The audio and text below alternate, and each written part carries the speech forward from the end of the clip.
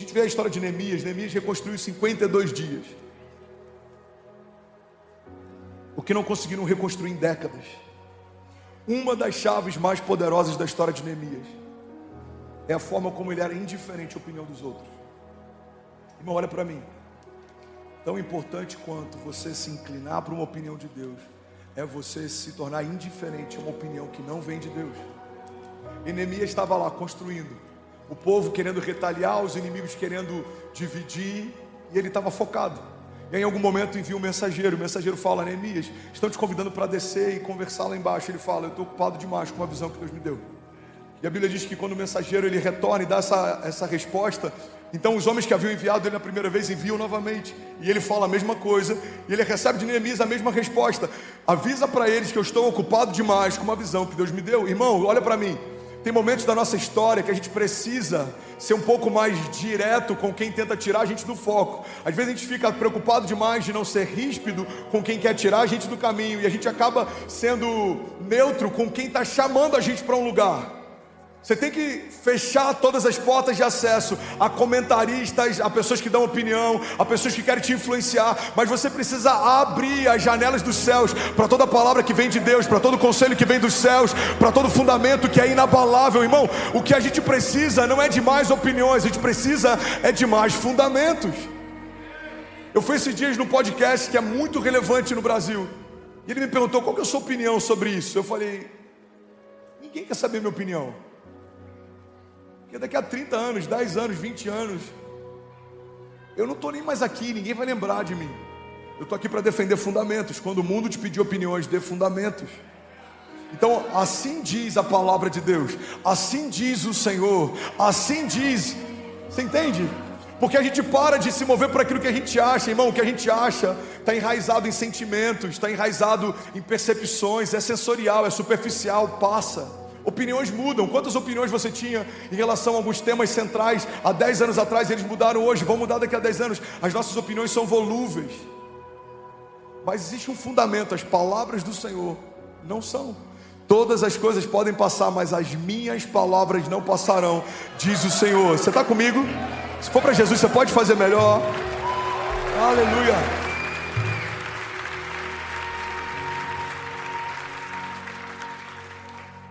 Cuidado com os comentaristas, mas tenha muito cuidado também com os pessimistas. Os pessimistas muitas vezes são travestidos de pessoas sensatas ou zelosas. Tem gente que o conselho sempre é um conselho para você fazer menos do que você está sonhando em fazer, para você sonhar um tamanho menor do que você está sonhando. E muitas vezes a gente ouve esses conselhos e a gente trata como se fossem conselhos zelosos. Talvez não, talvez sejam só pessoas pessimistas. Uma das coisas que eu mais ouvi são pessoas dizendo: no início do meu ministério eu também era assim, igual você, isso vai passar. Eu também era assim, empolgado no início, isso passa. E pior, quando tentam ancorar isso numa coisa que parece que é muito sensata. Quando a gente amadurece, isso muda. Irmão, não tem nada a ver maturidade com a ausência de ousadia. Não tem nada a ver tempo de ministério com a ausência de confiança em Deus. Eu declaro, eu creio que daqui a 20 anos eu vou olhar para coisas que aos nossos olhos hoje parecem que a gente foi ousado demais, e a gente vai rir dessas coisas falando: cara, lembra quando para a gente isso parecia muito grande? Olha o que o Senhor está fazendo agora. Irmão, eu não aceito a ideia de que o tempo de caminhada vai me deixar menos apaixonado, queimando menos, desejando menos, sonhando menos, sendo menos ousado. Pelo contrário, quanto mais a gente conhece o caráter de Deus, mais a gente confia nele, descansa nele, se move nele. Alguém está comigo? Cuidado com os pessimistas. Eles sempre confundem pessimismo com sensatez. E se você é um pessimista, eu quero te exortar em nome de Jesus. Talvez você não seja sensato, você só tenha se tornado cético. Sua história foi difícil, foram muitos levantes, você sabe o quanto custou chegar até aqui, mas eu tenho uma boa notícia para você. A sua história não é sobre você, não é sobre tudo que você enfrentou para chegar até aqui, é sobre como o Senhor te manteve de pé até aqui. E o mesmo Deus que te sustentou até aqui quer te levar a lugares altos, aquilo que os seus olhos não viram, aquilo que os seus ouvidos não ouviram, o inédito de Deus, o inaudito de Deus, aquilo que Ele reservou só para aqueles que creem. Alguém está comigo? Diga amém. Jeremias 29:11 diz: porque eu bem sei os pensamentos que tenho a vosso respeito, diz o Senhor, pensamentos de paz e não de mal, para vos dar o fim que esperas. Então me invocareis e ireis e orareis a mim, e eu vos ouvirei, e buscar-me-eis e me achareis, quando me buscardes com todo o vosso coração, e serei achado de vós, diz o Senhor, e eu farei mudar a sua sorte. Cuidado com os comentaristas, cuidado com os pessimistas, tenha muito cuidado com os críticos também. Os críticos falam demais porque fazem de menos. Todo mundo que não está empenhado em construir algo grande tem tempo para criticar quem está construindo. Não são todos os casos, eu não quero ser simplista, mas existem muitos críticos de culinária que são chefes frustrados, existem muitos críticos de cinema que são diretores de cinema frustrados, existem muitos críticos de igreja que são ministros frustrados também. O Senhor não nos chamou para avaliar avivamento, o Senhor nos chamou para participar de avivamento. O Senhor nos chamou para avaliar a construção de igreja, o Senhor nos chamou para plantar igrejas. O Senhor não nos chamou para criticar, mover, o Senhor nos chamou para mergulhar no mover. Que milagre não se explica, milagre se vive, se experimenta. Mover não se critica, não se entende. Milagre e mover é algo que a gente foi chamado para mergulhar, irmão, sem entender. Como foi? Eu não sei, eu só sei que Deus falou que faria e quando a gente viu já estava acontecendo. Como que aconteceu? Cara, eu não sei, eu só sei que Deus falou que Ele levaria a gente para esse lugar e a gente sem perceber já estava aqui. Nós estamos pisando os nossos milagres, nós estamos caminhando em meio a promessas, nós estamos sendo surpreendidos por Deus de glória em glória. A cada estação é melhor e melhor e mais glorioso e os lugares são mais altos e Deus tem feito coisas mais improváveis. Por quê? Porque aqueles que confiam no Senhor, eles correm e não se cansam, voam altos como águias. Irmão, até os moços, até os jovens tropeçam e caem. Mas existe uma garantia para aqueles que colocam confiança no Senhor: você não vai parar no meio do caminho. Você recebe isso? Quem não constrói sempre tem uma opinião sobre quem está construindo.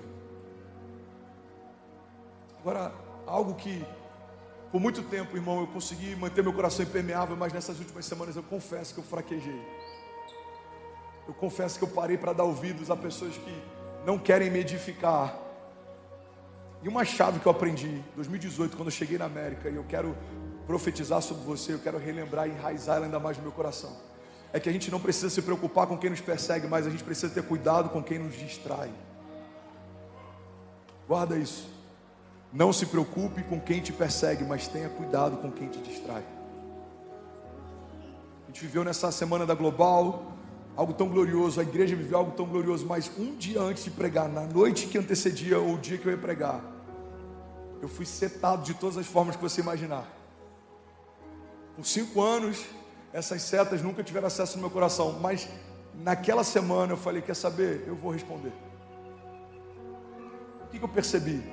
Todo frustrado vai tentar te frustrar. Se ele não consegue parar você no início da tua jornada, ele vai tentar cansar você no meio dela. E de quem é a culpa? A culpa é nossa, porque nós damos acesso ou não. Uma das coisas que eu fiz desde o início de 2018, quando Deus enviou a gente para a América, que manteve meu coração num lugar saudável, foi fechar todas as portas de acesso. Se eu não vejo, eu não sinto. Se eu não ouço, eu não sinto. Eu literalmente silenciei todas as vozes que me abatiam, literalmente silenciei todas as vozes que me entristeciam. Isso manteve meu coração saudável. Irmão, guarda isso em nome de Jesus. Você precisa governar o centro das suas emoções, porque é desse lugar que fluem as fontes de vida. Então, não se preocupa com quem te persegue. Todo gigante ao longo da história, a gente percebeu que eles se tornaram um passaporte para um próximo nível. O gigante tirou Davi da invisibilidade. Os irmãos venderam José, mas empurraram ele para o governo. Todos os heróis da fé que foram testados, os seus gigantes na verdade os promoveram. O problema não é quem te persegue, o problema é quem te distrai. A gente olha para a história de Sansão e Dalila, por exemplo. Dalila não era necessariamente o inimigo, mas ela era a distração. Sansão foi gerado por Deus para ser um libertador, para liderar um avivamento, para liderar o povo, foi guardado desde o ventre. Sansão era um projeto de Deus, recebeu uma unção de Deus, ele carregava a força de Deus, mas tudo isso acaba no dia que ele deita no colo errado. O final da história de Sansão é trágico. É capturado pelos seus inimigos, eles cegam ele, tornam ele um bobo da corte, até o último dia da sua história. Sansão precisou lembrar que uma distração fez com que o que Deus tinha para ele fosse frustrado. Os projetos de Sansão, de Deus para Sansão, não viveram a plenitude do que Deus tinha para ele, não porque Deus não queria fazer, mas porque ele se distraiu. Quantos homens de Deus trocaram a pureza do sacerdócio e um ministério extraordinário porque deitaram com uma mulher que não era sua? Quantos homens de Deus estão me ouvindo agora, ou online, em outra nação, que têm trocado a pureza da família que Deus te deu para edificar por causa de uma noite de prazer? Começa com uma conversa, começa com um limite que você ultrapassa. E é assim em todas as áreas da nossa vida. É assim quando a gente negligencia o dízimo, é assim quando a gente fecha o nosso coração para a generosidade, é assim quando a gente, sem perceber, vai negociando princípios, a gente vai negociando valores. Irmão, guarda isso em nome de Jesus. Não se preocupa com quem te persegue, deles o Senhor cuida, com eles o Senhor fala. Agora tenha cuidado com quem te distrai. As distrações têm roubado mais ministérios do que todos os levantes que a gente já viu ao longo da história. Distrações têm roubado a pureza do que todos os problemas que têm se levantado ao longo da história. O problema nunca foi o deserto, o gigante, a tempestade. O problema sempre foi a distração. A Bíblia diz, e eu quero voltar nesse ponto, era primavera, período em que os reis iam para a guerra. Davi decidiu ficar no palácio. Era tempo de guerrear, não era tempo de descansar, era tempo de militar, não era tempo de conforto. Mas a Bíblia diz que quando ele estava no lugar que não deveria estar, ele viu que não deveria ver, e o resto da história você já sabe. Olha que interessante, a Bíblia diz que numa tempestade os discípulos estavam desesperados, eles tentam acordar Jesus, questionando: mestre, você não se preocupa que a gente morra? Jesus dorme e eles militam. Mas tempos depois, a Bíblia diz que Jesus está com uma angústia mortal, um pouco antes de ser crucificado, e ele pede para que os discípulos orem com ele. Quando ele volta do seu lugar de oração, os discípulos estão dormindo. Irmão, quem está distraído tenta fazer algo quando Deus fala para descansar, e tenta descansar quando Deus fala para se posicionar. É por isso que a Bíblia diz que o sábio discerne o tempo e o modo de todas as coisas. Eclesiastes 3 diz que há um propósito determinado para todo propósito debaixo dos céus. Há um tempo determinado para todo propósito debaixo dos céus. Há tempo de plantar e há tempo de colher, há tempo de avançar e há tempo de recuar, há tempo de abraçar e há tempo de afastar, há tempos de guerra e há tempos de paz. As distrações fazem com que a gente não perceba a estação que a gente está. Se é tempo de descansar, descanse. Se é tempo de guerrear, guerreie. Se é tempo de clamar, clame. Se é tempo de chorar, chore. Se é tempo de se alegrar, se alegre. Se é tempo de rasgar suas vestes, rasgue. Mas não se distraia. Quando você discerne estações, você evita frustrações. Alguém está recebendo essa palavra? Diga amém. Sansão e Dalila são um exemplo claro. Ele morreu sem cumprir o seu propósito porque dormiu no colo errado. Mas todas essas coisas, na verdade, nos mantêm alertas. Eu não lembro de quem é o autor, mas essa frase é muito poderosa. Ele diz: quando um cachorro late, é porque tem alguém próximo da porta. Quando um cachorro late, é porque tem alguém próximo da porta.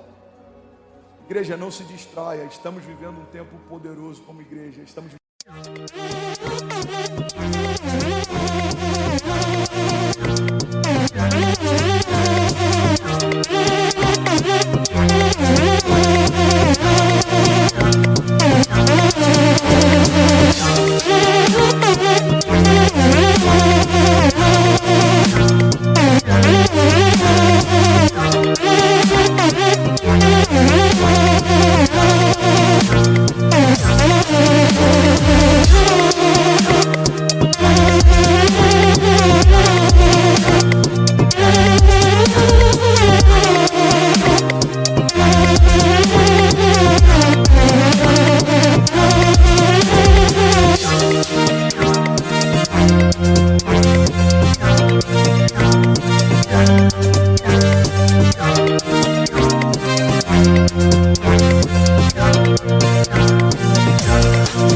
vivendo algo glorioso.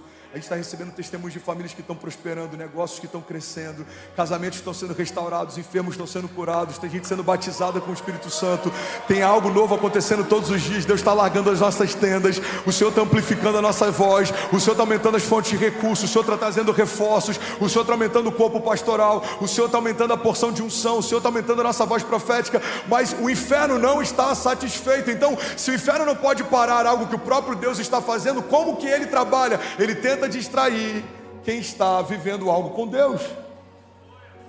Não se distraia no seu casamento, não se distraia no seu ministério, não se distraia na sua empresa, não se distraia no seu negócio. Feche as brechas, consulte quem precisa ser consultado, não dê ouvidos a quem não tem propriedade para falar. Entenda quem tem uma opinião e quem tem conselho. Opinião qualquer um dá, conselho só dá quem tem autoridade para isso. Não dê acesso a quem não te dá destino. E aí, tudo bem? Você acabou agora de assistir um vídeo. Se você ainda não está inscrito, já se inscreve também no nosso canal, ativa esse sininho aqui embaixo de notificação e toda vez que eu fizer uma live ou estiver transmitindo uma mensagem ao vivo, você vai ser um dos primeiros a saber. Mas eu deixei mais 2 indicações aqui que eu espero que façam muito sentido para você. Então já aproveita e clica para assistir a próxima mensagem, beleza? Seja bem-vindo ao time de incendiários e eu espero de verdade que essas mensagens mudem a sua vida como elas têm mudado a minha também. Até a próxima. Valeu!